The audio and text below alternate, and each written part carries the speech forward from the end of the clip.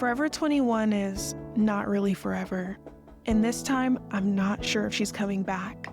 The stores are closing, the blowout sales are wild, and honestly, it's giving this as the end of an era. But here's the thing, this isn't just about Forever 21. This is about the collapse of an entire generation of fashion. This is about us, the memories we made, of how we expressed ourselves when we couldn't afford anything else but still wanted to feel seen. And honestly, I'm not ready to let that go without saying something. This is a memorial, a love letter, and a cultural check-in because the fashion world is shifting in a big way and Forever 21 is just the beginning. Forever 21 just filed for bankruptcy again. All US locations will close. Meanwhile, Shein and Temu are thriving. Zara is borderline overstimulating, and luxury brands, they're scrambling to stay relevant on TikTok. The fashion industry is going through an identity crisis right now. But first, let's rewind. Say what you want about it now, but Forever 21 was a moment. We cannot deny that. The $2 accessories, the double-decker mega stores of trend galore, they had it all. There was the chaos of grabbing a skater skirt, a graphic tee that says love, and knee-high socks. Forever 21 didn't invent fast fashion, but they did define it for a generation. For us millennials, and some of the older Gen Zers, it was the gateway to trendy fashion that felt exciting, impulsive, and super accessible. And it worked.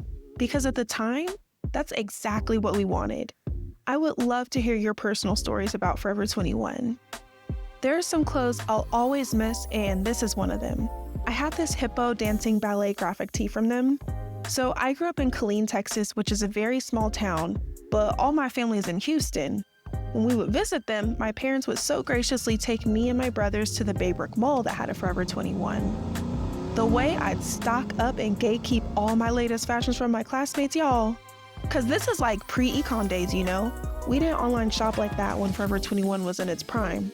So whatever was around you is what you had access to for the most part. Forever 21, Delia's, and Wet Seal did it for me every time. I was always ahead of trends and balling on a budget. While I stopped shopping at Forever 21 years ago, this brand is very near and dear to my heart.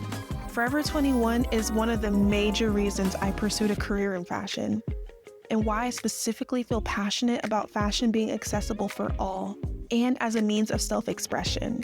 That's why I had to pay my respects and make this video.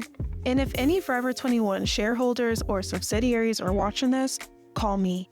Let's talk creative strategy. Honestly, any of y'all can call me and talk fashion, business. I love all this stuff, okay? My line is always open for any of you at any time. My contact info is in the description.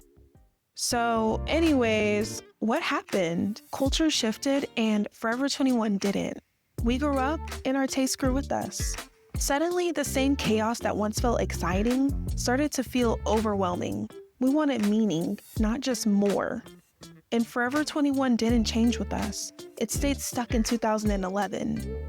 They filed for bankruptcy in 2019, kinda restructured, came back, and then filed again in 2025. And honestly, it's not just because people got tired of fast fashion. It's because the fashion industry itself stopped making sense. Luxury brands started collaborating with McDonald's, high fashion leaned into irony, the clothes got louder, the prices got wilder, and the vision, fuzzier. But here's the thing, Forever 21 isn't the only brand struggling. The entire fashion industry is being questioned and going through a serious identity crisis right now. Brands, both fast and luxury, are being forced to evolve because the old model of push trend, profit, repeat, it's not hitting anymore. And honestly, this might be the most exciting time in fashion yet. This is our moment to redefine what fashion means to us. It's not just about what we wear, it's about how we feel in what we wear. About choosing pieces that honor who we are right now, not who we're trying to impress. We're leaning into individuality, personal style, storytelling, and yes, some consumers are waking up to their own patterns of overconsumption. Sure, consumerism is still alive and well, but the economy isn't exactly giving hauls on hauls anymore. And that's pushing a lot of people to rethink how they shop. It's a weird transitional era, and that's why it's so powerful. Because for once, we're all figuring it out together. I don't know why this is reminding me of when Fashion Nova was on the come up in like 2014-ish. That was a major pivot for the culture too.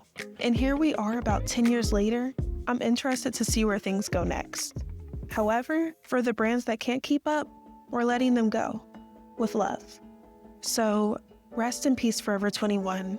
You were chaotic, confusing, and iconic. And for many of us, you were our first real introduction to fashion. Maybe you weren't meant to last forever, but you gave us something to experiment with. You were there for the girl we used to be, the one figuring it out. And that matters. Let's turn the comments into a Forever 21 memory book. I want the stories. What phase of life were you in? What made you feel good back then? If you're into conversations like this, where we talk about fashion, identity, and the culture behind the clothes, I invite you to stick around and subscribe. We're building something really beautiful here. See you in the next one. Bye!